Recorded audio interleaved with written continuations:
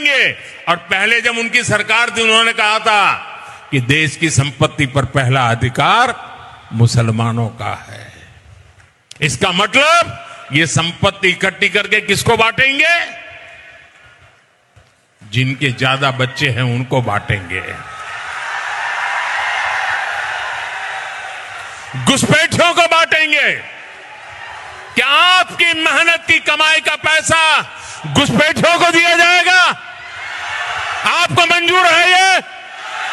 ये कांग्रेस का मैनिफेस्टो कह रहा है कि वो माताओं बहनों का सोने का हिसाब करेंगे, उसकी जड़ती करेंगे, जानकारी लेंगे और फिर उस संपत्ति को बांट देंगे और उनको बांटेंगे जिनको मनमोहन सिंह जी की सरकार ने कहा था कि संपत्ति पर पहला अधिकार मुसलमानों का है।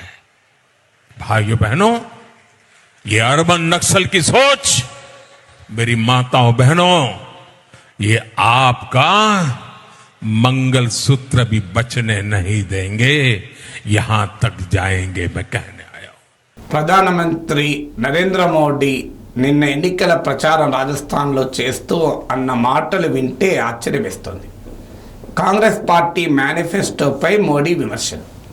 కాంగ్రెస్ పార్టీ తన మేనిఫెస్టోలో సంపద ఎవరి చేతిలో ఉంది కూడా లెక్కలేస్తాం అని భారత రాజ్యాంగంలోని ఆదేశిక సూత్రాలు, డైరెక్టివ్ ప్రిన్సిపల్స్లో ఉన్న ఒక సూత్రం వాళ్ళ మేనిఫెస్టోలో పెట్టారు. అంటే ఈక్విటబుల్ డిస్ట్రిబ్యూషన్ ఆఫ్ వెల్త్, సంపద సమానంగా పంపిణీ చేయాలి అని. ఇది భారత రాజ్యాంగ సూత్రం. భారతదేశంలో అనూహ్యమైన అసమానతలు పెరిగాయన్నది మనందరికీ తెలుసు. రోజు చర్చ జరుగుతున్నది. ఆదాయ అసమానతలు, ఆ సంపదలో ఆస్తుల్లో అసమానతలని. సో మేము మా ఆర్థిక విధానము దేశాన్ని ప్రొడ్యూసర్ నేషన్గా మార్చి ఈ అసమానతలను తొలగిస్తామని కాంగ్రెస్ పార్టీ మేనిఫెస్టోలో పేర్కొంది. కాంగ్రెస్ పార్టీ హయాంలో కూడా అసమానతలు పెరిగాయి. కాంగ్రెస్ పార్టీ నిజంగానే ఈ పని చేయగలుగుతుందా అని ప్రశ్నలు వేస్తే తప్పలేదు. కాంగ్రెస్ మేనిఫెస్టోను అర్బన్ నక్సలైట్ల ఆలోచనతో పోల్చాడు మోడీ. అది కూడా పోనీయండి, సైద్ధాంతికంగా అసమానతలు తగ్గించడం అనేది నక్సలిజం, అసమానతలు పెంచడం అనేది మోడీజం అయితే అదొక రాజకీయ స్టేట్మెంటు. సో అసమానతలు తగ్గించమని రాజ్యాంగం కూడా చెప్పింది. మరి భారత రాజ్యాంగంలో కూడా అర్బన్ నక్సల్ థింకింగ్ ఉందా? భారత రాజ్యాంగం అంబేద్కర్ కూడా అర్బన్ నక్సలైట్ అవుతాడా? ఈ క్వశ్చన్ ముందుకు వస్తుంది. కానీ అక్కడితో ఆగలేదు. దేశ ప్రధానమంత్రి అన్న మాటలు ఏంటంటే, కాంగ్రెస్ పార్టీ మీ సంపద తీసుకెళ్లి ముస్లింలకు పంచుతుంది, ఎక్కువ మంది పిల్లలు ఉన్న వారికి పంచుతుంది, మీ కష్టార్జితాన్ని తీసుకెళ్లి ముస్లింలకు పంచుతుంది, మీ బంగారాన్ని తీసుకెళ్లి ముస్లింలకు ఇస్తుంది, చివరకు మీ మంగళసూత్రాలను కూడా వదలదు అని ప్రైమ్ మినిస్టర్ స్థాయిలో కామెంట్. ఇంత ఓపెన్గా మతభావాలను రెచ్చగొట్టే స్థాయిలో దేశ ప్రధాని మాట్లాడితే ఎన్నికల కమిషన్ ప్రేక్షక పాత్ర. మారల్ కోడ్ ఆఫ్ కండక్ట్లో క్లియర్గా ఉంటుంది, మతపరమైన భావోద్వేగాలను రెచ్చగొట్టకూడదు అని. కానీ దేశ ప్రధానమంత్రి క్లియర్గా హిందువులకు అప్పీల్ చేస్తున్నాడు. మీ మంగళసూత్రాలు కూడా తీసుకెళ్ళి ముస్లింలకు ఇస్తారు అనే రీతిలో మాట్లాడితే మంగళసూత్రాలను కూడా వదలరు. అందరికీ తెలుసు మంగళసూత్రం అంటే ఎంత పవిత్రమైందో. సో అలాంటి ఎమోషన్ను కూడా రౌజ్ చేస్తున్నాడు. మీ కష్టార్జితం తీసుకుపోయి ముస్లింలకు పంచుతారు, మీ దగ్గర ఉన్న బంగారాన్ని తీసుకెళ్ళి పంచుతారు అని. ఓకే, ఎకనామిక్ పాలసీ అసమానతలు లేకుండా చూస్తాం, సంపద ఎక్కడ కేంద్రీకృతమై ఉంది అని చెప్పడం వేరు, ఈ రకంగా వ్యాఖ్యానం చేయడం వేరు. ఇప్పుడు అసలు ఎవరి దగ్గర ఉన్న బంగారం తీసుకెళ్లాల్సిన అవసరం లేదు. ఈ దేశంలో అసమానతలు పంచాలంటే అదానీ అంబానీల ఆస్తులు తీసుకుంటే సరిపోతుంది. అదా ఒక లెక్క చెప్పాను మీకు. ఆర్ఎస్ఎస్ జనరల్ సెక్రటరీ దత్తాత్రేయ హోస్బేలే చెప్పాడు, దేశంలో 22 కోట్ల మంది ప్రజలకు 375 రూపాయలు రోజుకు ఆదాయం లేదు అని. బిలో 375 రూపీస్ పర్ డే ఉంది 22 crore పాపులేషన్కు. అదానికి రోజుకు 1600 కోట్లు ఉంది. సో అదానికి ఉన్న కేంద్రీకృతమై ఉన్న అదానీ అంబానీల దగ్గర ఉన్న లక్షల కోట్ల సంపదను గనక ప్రాపర్ ఎకనామిక్ పాలసీ తీసుకెళ్ళి ఎవరు పంచరు, ప్రాపర్ ఎకనామిక్ పాలసీ ద్వారా డిస్ట్రిబ్యూట్ చేయగలిగితే దేశంలో అసమానతలు పోతే ఎవరి మంగళసూత్రం అవసరం లేదు కదా. సో అందువల్ల ఒక ఆర్థిక విధానంపై విమర్శ చేసేటప్పుడు ఆ స్థాయిలో ప్రైమ్ మినిస్టర్ చౌకబారుగా మాట్లాడితే ఇక పొలిటికల్ డిస్కోర్స్ ఎక్కడికి వెళ్తుంది? ఇది క్లియర్గా అర్థమవుతుంది కదా, పెద్ద ఒక మతభావాలను రెచ్చగొట్టి అధికారంలోకి రావాలని. విచిత్రం ఏంటంటే అనేక ముస్లిం దేశాలతో ప్రధానమంత్రి నరేంద్ర మోడీ హయాంలో సత్సంబంధాలు ఏర్పడ్డాయి. యుఏఈ, సౌదీ అరేబియా ముస్లిం రాజులతో మోడీకి పర్సనల్ రిలేషన్ ఉన్నాయి. ఆఖరికి ఆ ముస్లిం ప్రభువులు, రాచరిక ప్రభువులు విమర్శిస్తే పార్టీ అఖిల భారత ప్రతినిధి నుపూర్ శర్మను పార్టీ నుంచి సస్పెండ్ చేశారు. ఎవరికి సస్పెండ్ చేశారు? మన నుపూర్ శర్మను దేశంలో ప్రతిపక్షాలు అడిగితే సస్పెండ్ చేశారా? సో ఈ సౌదీ, ఖతార్, యుఏ లాంటి అరబ్ ముస్లిం ప్రభువులు అడిగితే కదా నుపూర్ శర్మ లాంటి కమిటెడ్ నాయకురాల్ని పార్టీ నుంచి సస్పెండ్ చేశారు.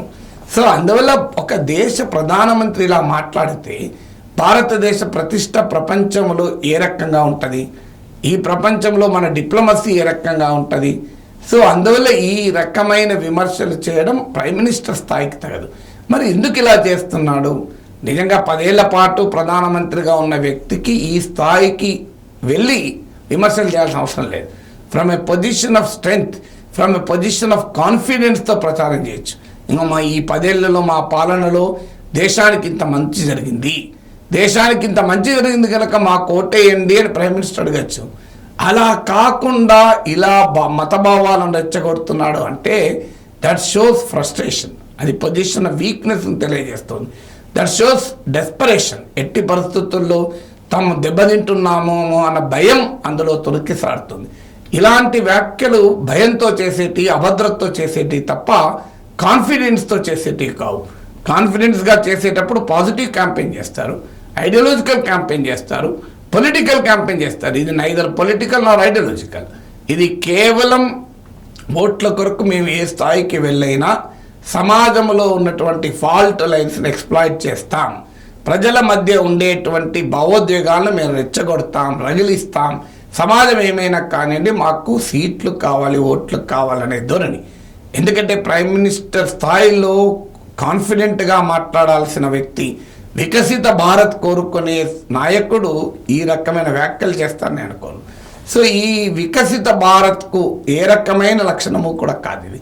అంటే ఇటీవల కాలంలో వస్తున్న వార్తలే ఇందుకు కారణమా? అంటే కర్ణాటకలో లాస్ట్ ఎలక్షన్లో 26 out of 28 సీట్స్ గెలుచుకున్నారు. ఈసారి 10 నుంచి 13 మాత్రమే గెలుచుకుంటారు అని ఇటీవల కర్ణాటకలో మీడియా సంస్థ ఈ దిన సర్వే వ్యక్తం తెలిపింది.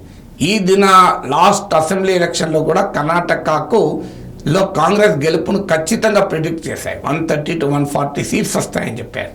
అలాగే రాజస్థాన్లో కూడా 10 సీట్లు తగ్గిన ఆశ్చర్యపడాల్సిందేదండి. రాజస్థాన్లో 25కి 25 సీట్లు బీజేపీ గెలుచుకుంది లాస్ట్ ఎలక్షన్స్లో. అలాగే ఉత్తరప్రదేశ్లో కూడా లాస్ట్ ఎలక్షన్లో 62 సీట్లు గెలుచుకున్నారు. ఈసారి 50-52 మధ్యనే ఉండొచ్చు, 10 సీట్లు కోల్పోవచ్చని. ఆల్రెడీ గుజరాత్, రాజస్థాన్, మధ్యప్రదేశ్, యూపీ ఈ రాష్ట్రాల్లో రాజ్పూట్లో బాయ్కాట్ బీజేపీ అని ఒక పెద్ద క్యాంపెయిన్ నడుపుతున్నారు.